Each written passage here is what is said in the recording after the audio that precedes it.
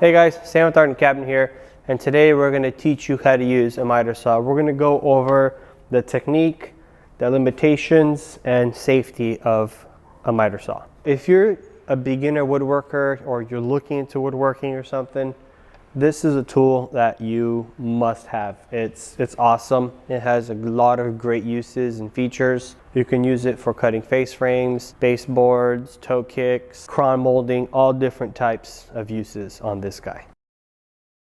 So we're gonna jump right into this guy. With the miter saw, when you're using it, you wanna face the miter saw. Make sure you're facing it. You're well set. Then when you turn it on, you're gonna grab it from here, from the very top, and you're just gonna push down.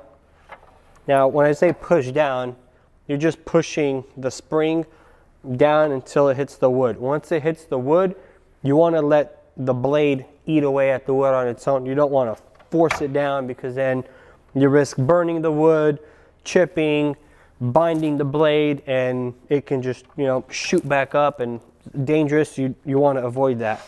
We'll take this piece of plywood here, and this here is the sliding miter saw. So when you're cutting a piece that's over like 4 or 5 inches, like this guy, it's a little bigger. What you want to do is you want to pull it out, turn it on, and then make the cut.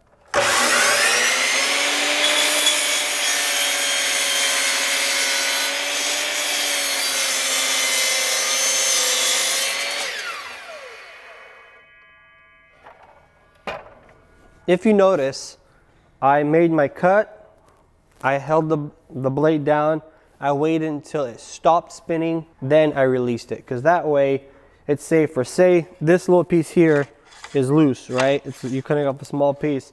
If you pull up, if this piece somehow vibrates and hits the blade, it can shoot out somewhere and it can be dangerous. So now that we've showed you some technique on how to use the miter saw, we're going to go over some of the limitations that it has. This neck piece here, it comes out to 15 inches to the very front, to the end here where the blade stops. Normally, you don't want to go you want to go like an inch behind that. So if it's 15 inches, the max you can cut is 14 inches safely. There's ways to get around that limitation. That's just more experience woodworking, and we'll make a future video explaining how to get past those limitations. And also, this miter saw goes up to 60 degrees.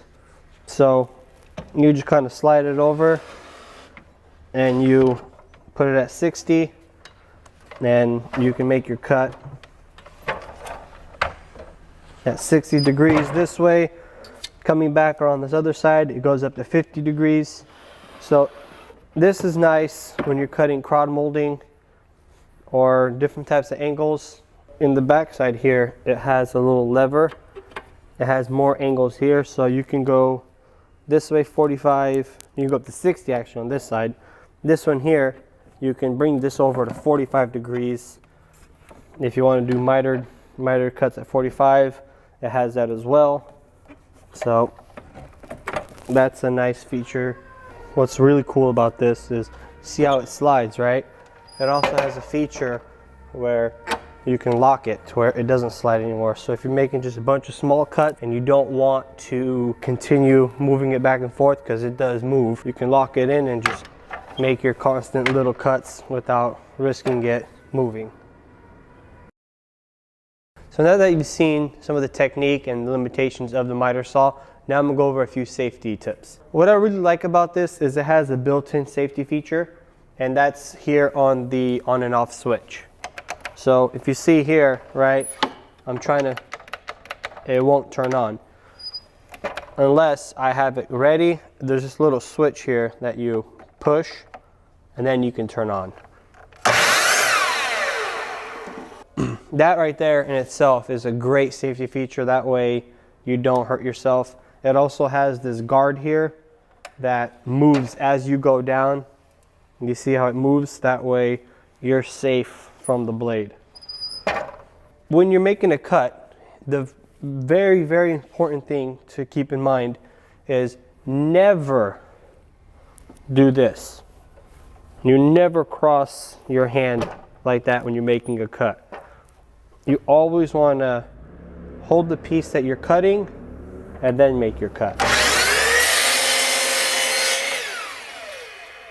That way, this whole area here, when you're cutting, is clear. You're not risking any chance of hurting yourself.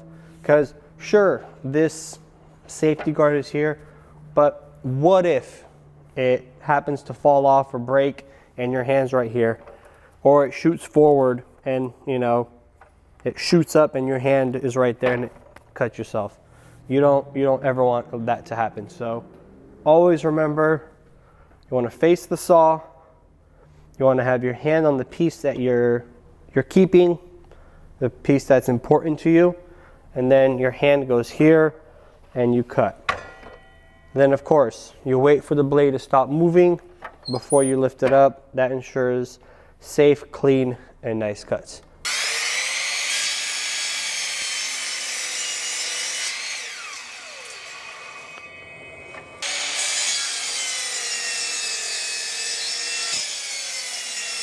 Now that you know how to use the miter saw, it's very important that you use the right blade for the right wood.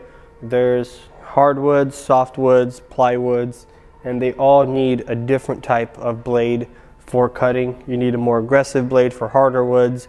You need a more precise, clean cut for plywoods, crown molding, and so on and so forth. There's many types of uses for many different types of blades out there. So we have a video on different types of blade and uses and technique for those. If you want to check out that video too, and it'll explain in detail on the blades and their uses. Thanks for watching. Like and subscribe.